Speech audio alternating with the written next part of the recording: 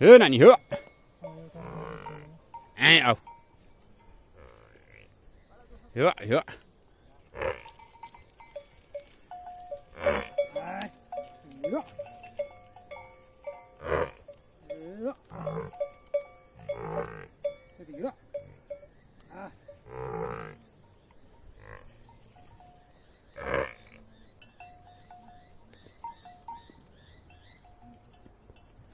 मेरो नि हाल्नु नै हुने थिएँ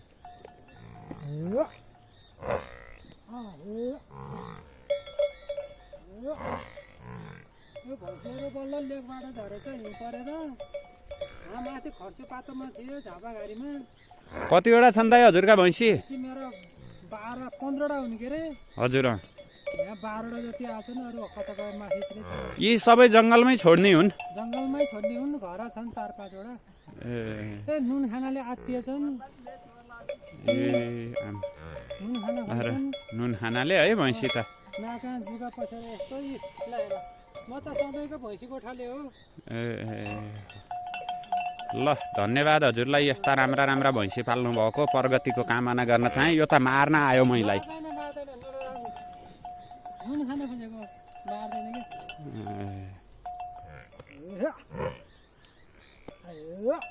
एउटा गाई पनि छ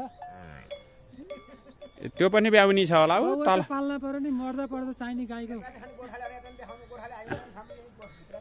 ए यहाँ चाहिँ ल हेर्नुहोस् यो जङ्गलमा ए गोठ यही यहाँ भैँसी बाँध्नुहुन्छ कि भैँसी त बाहिर छोड्ने हो म बस्ने बासे हो ए त्यहाँ बस्ने को हुनुहुन्छ त्यहाँ बस्ने भाइहरू ती पनि मेरो साथीहरू हुन् यसो तपाईँलाई सहयोग गर्न घाँस सास काट्दिन आएका